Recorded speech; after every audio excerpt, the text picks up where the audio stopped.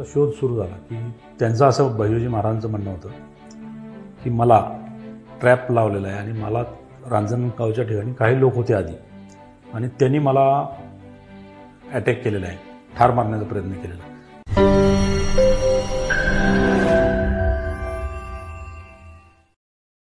नमस्कार मित्रांनो, कविता जगणारी माणसंच्या आजच्या भागामध्ये आपल्या सर्वांचं मनपूर्वक हार्दिक स्वागत. आजच्या या नवीन भागामध्ये आपल्याला प्रमुख पाहुणे लाभलेले आहेत. CIDचे अप्पर पोलीस अधीक्षक पुणे येथील श्री अशोक इंदलकर साहेब. सर, मनपूर्वक आपलं स्वागत या कार्यक्रमामध्ये. नमस्ते. सरांविषयी अजून ओळख सांगायची म्हटलं तर पोलीस खात्यात राहून देखील संबंध महाराष्ट्रामध्ये ते साहित्यिक म्हणून परिचित आहेत. साहेबांची अनेक पुस्तकं प्रकाशित झालेली आहेत. त्यापैकी मला आवर्जून उल्लेख करावासा वाटतो ती म्हणजे 1992-93 साली जी झालेली दंगल, त्या दंगलीवरती आणि नाशिक येथील पोलीस ट्रेनिंगवरती साहेबांनी लिहिलेलं पुस्तक लेफ्ट राईट, जे नावातच एक वेगळी गंमत आहे. आणि तिथून चालू झालेला ट्रेनिंगचा प्रवास आणि पोलिसांची जी एक वेगळी खासियत आहे आणि जो शब्द आपण नेहमी ऐकतो तो म्हणजे यू आर अंडर अरेस्ट, या नावाने सुद्धा साहेबांचं एक पुस्तक प्रकाशित झालेलं आहे. आणि स्वराज्याचे आपल्या त्या काळचे शिवाजी महाराजांच्या काळचे इंजिनियर म्हणजे हिरोजी इंदलकर यांचे साहेब वंशज आहेत. तर त्यांच्याविषयी थोडक्यात माहिती आता मी तर तुम्हाला दिलेलीच आहे, परंतु अजून डिटेलमध्ये तेच आपल्याशी संवाद साधतील. सर, हिरोजी इंदलकरांचे आपण वंशज आहात आणि त्याविषयी आम्हाला तुमच्याकडून जाणून घ्यायला आवडेल. अच्छा, नमस्कार. मी अशोक इंदलकर, सध्या अप्पर पोलीस अधीक्षक CID पुणे. विंध्य हिमालय तुमचा आमचा, केवळ माझा सह्यकडा, गौरी शंकर उभ्या जगाचा, मनात पूजिन रायगडा.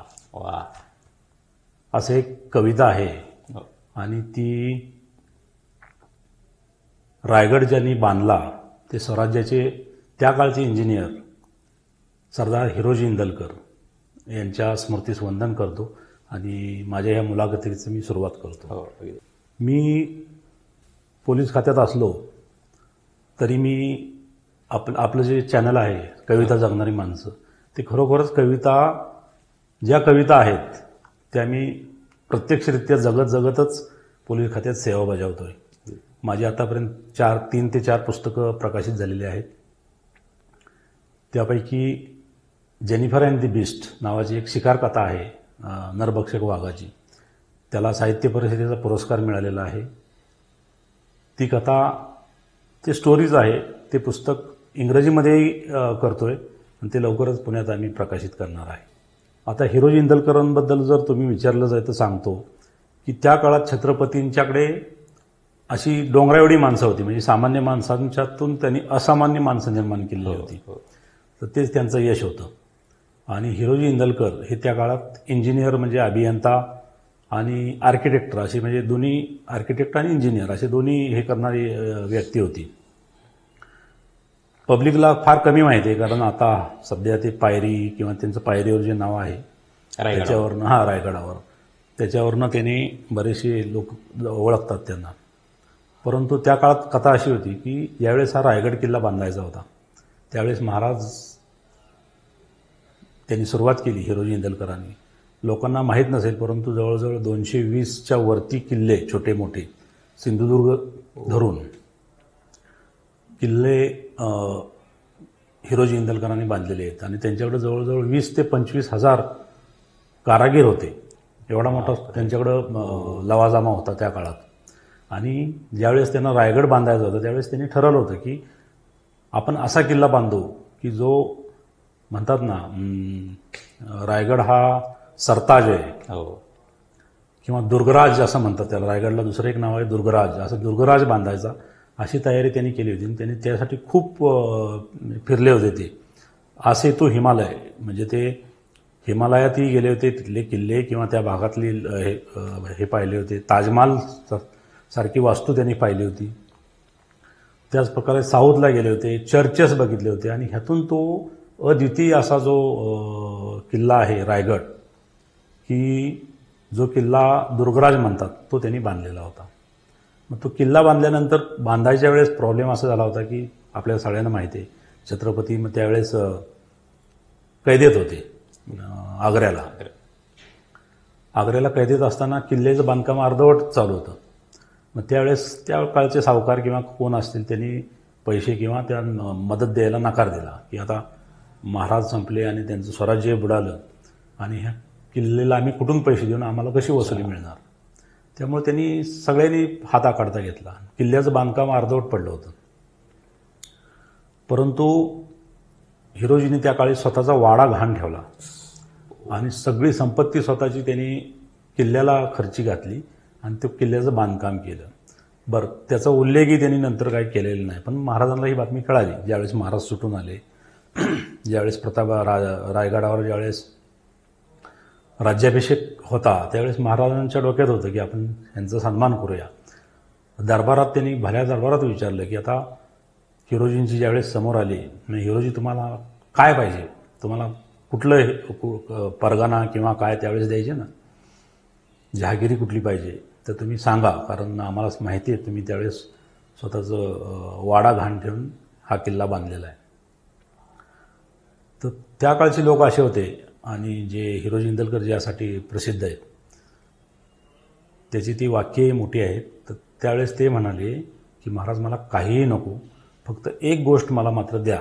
तर महाराज बोलले तुम्हाला काय हवं सांगा. ते म्हणले एका पायरीवर मी सेवेशी ठाई तत्पर हिरोजी इंदलकर हे वाक्य लिहितो, कोरतो दगडावर आणि तो दगड आणि ती पायरीवर मी बसवतो. ज्यावेळेस आपण त्या जगदीश्वराच्या मंदिरात दर्शनाला जाल, त्या पायरीवरून तुम्ही जाल त्यावेळेस तुमच्या पायाची धूळ पायरीवर पडेल आणि ती माझ्या मस्तकावर पडल्यासारखं मला वाटेल, म्हणून मला तेवढी अनुमती द्या. महाराज हसले. त्यांना माहिती आहे यांचा हट्टी स्वभाव, हे ऐकणार नाहीत. त्यांनी ती अनुमती दिली आणि आजही तुम्ही रायगडला गेला तर तो दगड तिथं आहे. खूपच भावनिक. म्हणजे त्यावेळच्या लोकांमध्ये त्याग, निष्ठा, समर्पण, प्रेम सगळ्याच गोष्टी एकत्रित होत्या. म्हणजे एका वाड्याच्या बदल्यात त्यांनी किंवा जे स्वराज्याची जी राजधानी होती रायगड, हा रायगड बांधल्यानंतर त्यांनी फक्त एक वीट मागितली किंवा एक तेवढी पायरी मागितली आणि आपल्या राजाविषयी, आपल्या प्रदेशाविषयी, प्रांताविषयी किती प्रेम यातून त्यांनी दाखवून दिलं. आपल्याला इतिहासामध्ये तुम्ही सांगितलं त्याप्रमाणे की इतिहासामध्ये आपल्याला फक्त माहित आहे की ते एक इंजिनियर होते त्या काळामध्ये, किंवा त्या पाठीमागची जी स्टोरी होती किंवा जो त्याग होता की स्वतःचं घर गहाण ठेवून रायगड निर्मिती करता सगळा तो निधी तिकडं वापरला. आज अशी लोक नक्कीच पाहायला मिळत नाहीत किंवा ती आता दुर्मिळच झाली ती लोक. उलट खूप छान वाटलं की तुम्ही ती एक वेगळी आठवण किंवा वेगळ्या पद्धतीचा इतिहास आपल्यासमोर आणला. बरोबर. सर, मला अजून विचारायला आवडेल की मगाशी मी तुमची माहिती करून देताना म्हटलं की तुमची 2 पुस्तकं, लेफ्ट राईट आणि तिथून झालेला प्रवास आणि अगदी यू आर अंडर अरेस्ट, म्हणजे ह्या 2 नावांमध्ये एक वेगळी गंमत आहे. ते गंमत काय आहे किंवा तुम्हाला ते कशा पद्धतीनं सुचलं असेल किंवा हेच पुस्तकाला नाव द्यावं, ते आम्हाला उलट एक उत्सुकता जाणून घेण्याची. आता लिखाणाचं म्हणलं तर मला मागे कोल्हापुरात माझ्या पुस्तक प्रकाशनाच्या वेळेस एकाने पत्रकारांनी प्रश्न विचारला होता की तुम्ही लेखक म्हणायचं का पोलीस म्हणायचं. तर मी त्यांना सांगितलं मी पोलीस खात्यातला लेखक असं म्हटलं तरी चालेल. आणि मी पहिल्यांदा लेखन केलेलं आहे आणि पोलीस खात्यात नंतर आलेलो आहे. कारण मला आठवत आहे थांब थांब पापी माणसा ह्या नावाचं मी नाटक लिहिलं होतं. आणि नाटक लिहून गावातल्या मुलांच्याकडनं त्याची तालीम करून ते गावच्या पारावर बसवलं होतं. त्यावेळेस माझं वय मी 4थीत होतो. म्हणजे इथपासून माझं लेखन सुरू झालेलं आहे. ज्यावेळेस मी मुंबईला गेलो, लॉ केलं, त्यावेळेसही माझं लिखाण चालू होतं. पोलीस खात्यात आल्यानंतर ते माझं चालू होतं लिखाण. पोलीस म्हणजे लकीली पोलीस अकॅडमीमध्ये 1992-93ला मी होतो. आम्हाला सेपरेट रूम मिळाल्या होत्या. सेपरेट रूमचा एवढा फायदा झाला की मला चिंतन मनन लेखन करता आलं. मी ते पॉईंट काढायचो आणि लिहायचो. कच्चीच माहिती लिहिली होती आणि मला ती कादंबरी लिहायची होती. मग ज्यावेळेस पूर्ण झालं ते पोलीस अकॅडमीतलं ट्रेनिंग पूर्ण झालं, मी ज्यावेळेस बाहेर आलो त्यावेळेस आपण पुस्तक कसं हे करायचं मला काहीच माहीत नाही, गायडन्स नाही, ना कोण लेखक परिचयाचं होतं ना कोण. पण माझ्या मित्राचे काका सुप्रसिद्ध समीक्षक जे शंकर सारडा होते हो साताऱ्याचे, हो त्यांना मी भेटलो, सातारमध्येच भेटलो मी. सरांना विनंती केली, सर असं असं आहे. त्यांनी आधी विचारलं मला, तुम्ही काय ह्यापूर्वी लेखन केले का? थोडं बहुत मी लेखन केलं होतं, ते वाचलं. तर ते म्हणले ठीक आहे, मला वाटतं तुम्ही चांगलं लिहाल. मग त्यांनी मला गायडन्स दिला कसं लिहायचं, काय लिहायचं. आणि लेफ्ट राईट हे आमचं पोलीस खात्यातलं जे आहे परेडचं जे लेफ्ट राईट असतं, ते लेफ्ट राईट हा नाव त्याच्यावरून मला सुचलं आणि सारडा साहेबांनी सांगितलं की हे चांगलं नाव आहे. असं करून त्या पुस्तकाला लेफ्ट राईट नाव दिलेलं आहे. वा, खूपच म्हणजे मला त्यांना आवाजच एक कुतूहल दडलेलं होतं, एक रहस्य होतं की आणि ते रहस्य उलगडणं पण फार महत्वाचं होतं. कारण लेफ्ट राईटने सुरू झालेला तुमचा ट्रेनिंगचा प्रवास आणि परत आता अगदी यू आर अंडर अरेस्ट, हे कसं सुचलं मग you are under arrest? You are under अरेस्टमध्ये बऱ्याचशा कथा क्राईम स्टोरीज आहेत. म्हणजे मी काही डिटेक्ट केलेल्या किंवा आमच्या काही सहकार्याने, तर त्याच्या क्राईम स्टोरी आहेत. कॉन्टिनेंटल प्रकाशनाकडे मी गेलो आणि त्यांना मी विनंती केली होती. तर त्यावेळेस ॲक्च्युली कथा हा माणसाच्या स्वभावातून किंवा व्यथेतून काहीतरी गुन्हे निर्माण होत असतात. सहजासहजी गुन्हे होत नाहीत.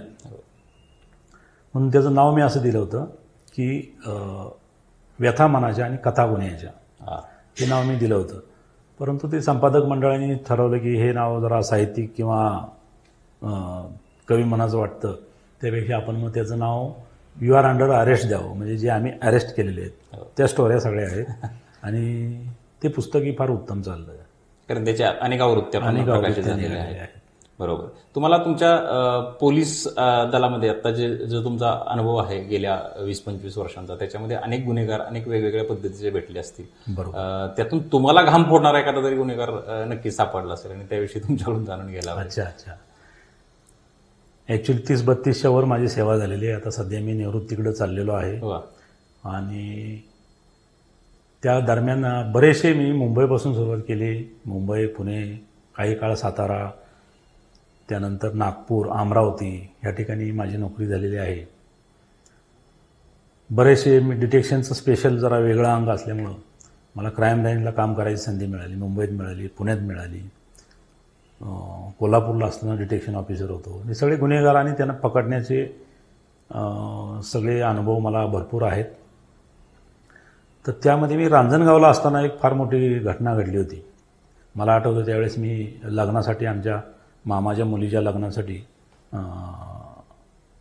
मामाच्या मुलाच्या मुलीचं लग्न होतं आणि साताऱ्याला मी विथ फॅमिली गेलो होतो.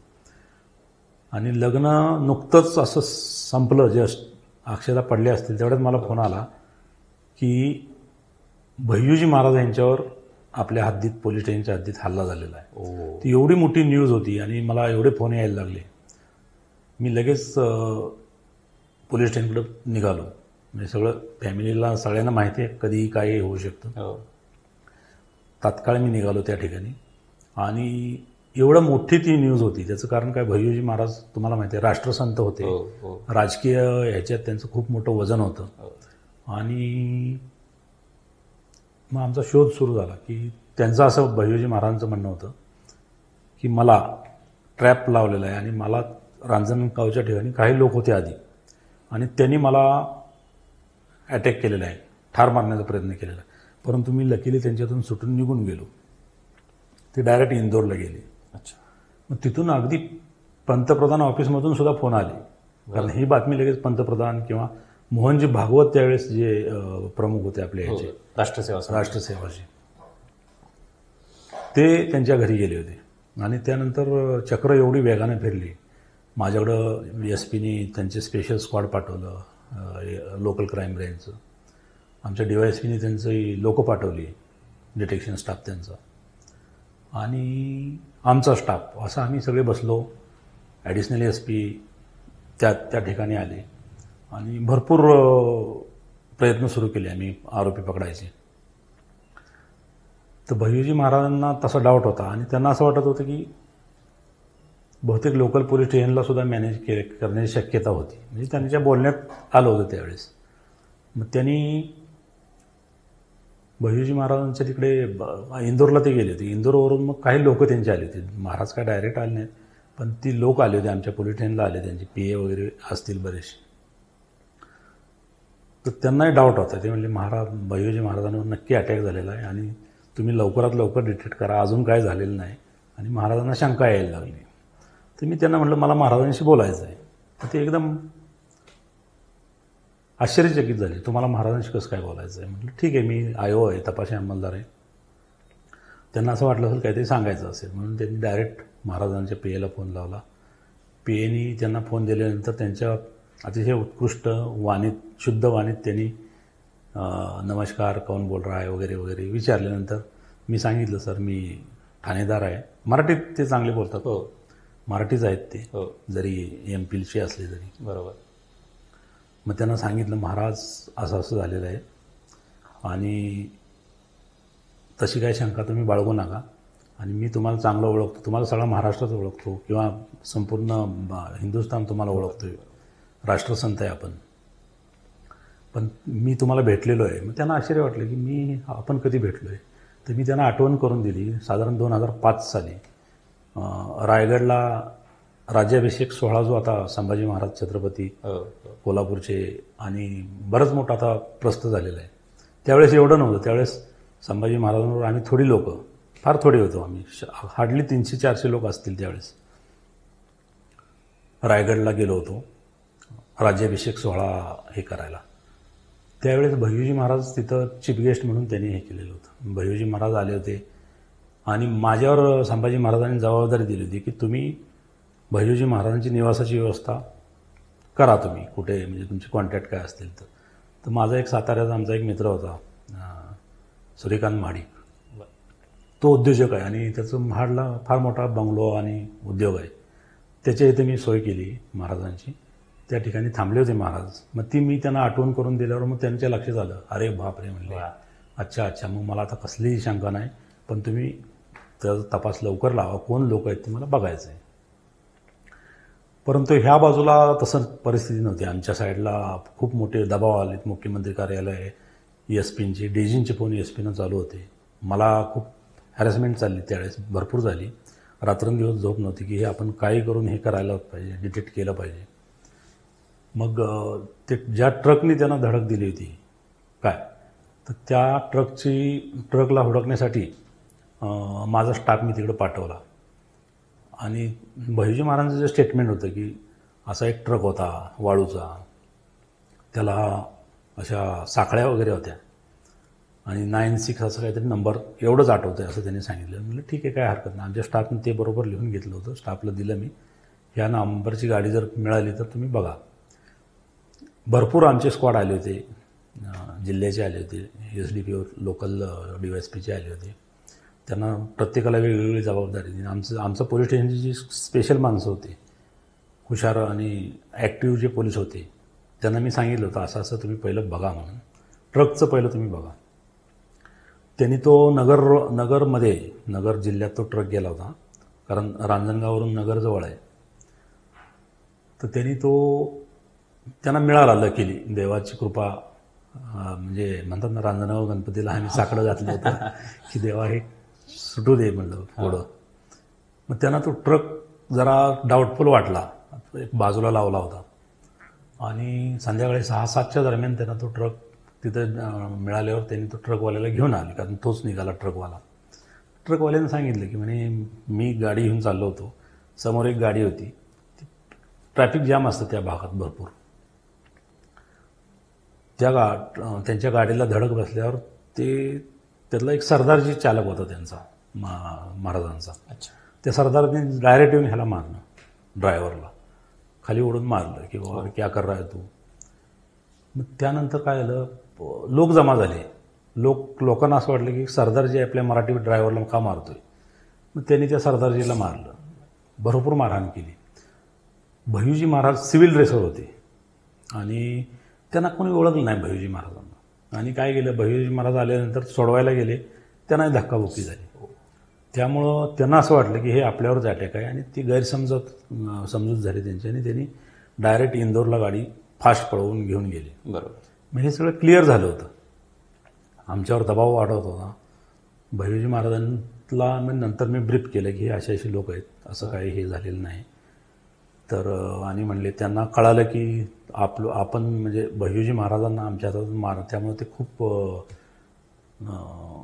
पॅनिक झाले म्हटलं. बरोबर. आणि त्याने अशी हे केली की आम्हाला जाऊन महाराजांच्या दर्शन घेऊन माफी मागायची. महाराज हसायला लागले, म्हणले ठीक आहे, असं आहे का, ठीक आहे म्हणले, त्यांना पाठवून द्या, त्यांची इच्छा असेल तर पाठवून द्या. मग आम्ही त्यांना पाठवलं. काही 4 आरोपी होते, ते सुटल्यानंतर म्हणजे केस दाखल तर झालेली होती. सुटल्यानंतर ते गेले तिकडे महाराजांच्या आश्रमावर राहिले. 2 दिवस त्यांना चिंतन मनन सगळं करायला लावलं महाराजांनी त्यांना. आणि त्यांची इच्छा होती की माफ करावं वगैरे. महाराज म्हणले ठीक आहे, माफ केलेलं आहे आम्ही. तर ते म्हणले आम्हाला काहीतरी देणगी वगैरे द्यायची. सदन होते हे लोक, रांजणगाव त्या भागात खूप सदन लोक आहेत. ते म्हणले आता देणगी तर तुम्ही एक काम करा म्हणे, तुम्ही 2 ट्रक गाईचा चारा पाठवा. काय आमच्या गोशाळेमध्ये गायींसाठी 2 ट्रक चारा पाठवा. त्यांनी मग तो 2 ट्रक चारा पाठवायचं कबूल केलं. तिथं दर्शन घेऊन ते परत आले. महाराजांनी केस मागे घेतली आणि तो त्या ठिकाणी मिटला. परंतु त्यात जेवढं मला प्रचंड त्रास झाला होता आणि आठवणीत येणारा तो प्रसंग आहे. नंतर तर आपल्याला सगळ्यांना माहिती आहे महाराजांच्या म्हणजे एवढ्या मोठ्या महात्म्यानं सुसाईड केलं. पण आपल्याला काय माहिती की त्यावेळेस मग ती गोष्टीची सुरुवात मला वाटतं त्या काळात सुरू असेल, जी दुर्दैवी घटना घडली. बरोबर. त्यामुळे त्यांना डाऊट आला होता. पण ते आठवणीत राहणारा प्रसंग आहे. बरोबर. सोशल मीडियावर मी स्टोरी ती लिहिली होती आणि त्याला खूप 2-2.5 लाख लोकांनी वाचली ती. काय सांगता? हो हो.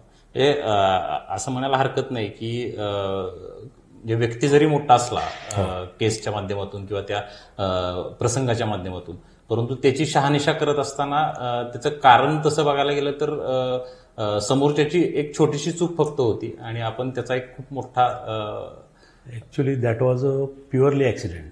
बरोबर. परंतु होतं काय, गैरसमजातून असं झालं की आपल्याला हे माहिती नव्हतं. बरोबर. ज्यावेळेस महाराजांची आत्महत्या झाली त्यावेळेस मला लक्षात आलं की त्यावेळेस का त्यांनी एवढं मोठं हे केलं, डाऊट घेतला. बरोबर बरोबर बरोबर. असं आहे. अगदी खरं अगदी खरं. चला हरकत नाही. या माध्यमातून एक वेगळ्या पद्धतीची स्टोरी की जी आजपर्यंत कोणाला माहीत नव्हती, हो, ती म्हणजे तुमच्या खात्यामध्ये नक्कीच ती माहीत असेल, अनेक लोकांनी ती वाचलेली असेल, परंतु आमच्यासारख्यांपर्यंत किंवा आपल्या चॅनलच्या माध्यमातून अनेक लोकांना ती आज वेगळ्या पद्धतीनं समोर आली. आता तुमची पोलीस हा पेशा आणि पोलीस पेशा असताना तुमच्या घरच्यांची खूपच हेळसांड होत असणार आहे. तुमची जेवढी होते त्यापेक्षा जास्त कदाचित त्यांची होत असणार आहे. त्यांच्या काय भावना असतात एखाद्या सणाच्या निमित्ताने किंवा एखाद्या घरात असणाऱ्या लग्न कार्याच्या निमित्ताने, कुठलं एखादं कार्य असेल, जसं की आता तुम्ही सांगितलं की ती घटना घडली भैयू महाराजांच्या बाबतीतली आणि तुम्ही लग्नात होता आणि अक्षता टाकली आणि तिथून लगेच निघाला, तर काय नक्की भावना असतात? पोलीस खात्यातले बरेचसे अधिकारी जे फील्डवर काम करतात आमच्यासारखे किंवा त्यांच्या फॅमिलीला हे सगळं माहीत असतं आणि ते युज टू असतात त्याला, की कधी काही घडू शकतं आणि आपल्याला ते फेस करावं लागतं. त्यामुळे त्यांची एक तयारी असते. त्यांना दुःख वाटतं, परंतु आता त्याला नाईलाज आहे. म्हणतात ना, बरोबर, तुम्ही एकदा वसा घेतला आहे, हो, तो वसा घेतल्यानंतर त्यांचे सहकारी किंवा फॅमिली असते, ती फॅमिलीला माहीत असतं हे सगळं, त्यातनं सगळेच जातात. आणि अगदी खरं आहे. म्हणजे एक तुम्ही जरी वर्दी घालून बाहेर जाऊन रस्त्यावर जाऊन किंवा तुमच्या फील्डवर जाऊन तुम्ही जरी राष्ट्रसेवा निभवत असला तरी एक प्रकारची राष्ट्रसेवा ही घरातूनही घडत असते. अगदी अगदी त्या सपोर्टमुळंच आम्ही चांगली सेवा आणखीन घडवतो. अगदी खूप छान. हो. तुमचे आवडते कवी कोणते? मी साहित्यिक असलो तरी कविता वगैरे मला जमत नाही, कारण ते कविता करण्याचं एक वेगळं अंग असतं आणि ती एक वेगळी प्रतिभा असते. पण आवडते कवी तसे आपल्याला बरेच सांगता येते. बहिणाबाई आहे, ती मन वडाय वडाय जे आहे, आता होता इथं इथं गेलं गेलं अभायात, म्हणजे आसमानी कविता आहेत त्या. आणि ह्या कवींमध्ये कुसुमाग्रज हे मला विशेष आवडतात, कारण त्यांचं एक वेगळ्या दर्जाची कविता आहेत त्यांच्या. आणि त्यांचा विशाखा नावाचा जो कविता संग्रह आहे तो माझ्याकडे आहे तो, आणि मला मध्ये आधी मी वाचत असतो तो. खूप दर्जेदार कविता आहेत त्यांच्या. अगदी खरं आहे. त्यांची एखादी कविता आम्हाला तुमच्याकडून ऐकायला आवडेल. कविता पाठ नाही माझी, परंतु मी बघून तुम्हाला सांगू शकतो.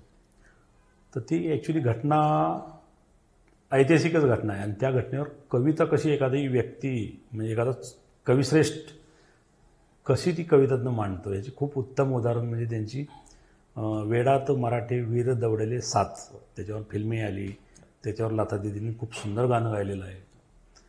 तर ती मला खूप कविता आवडते.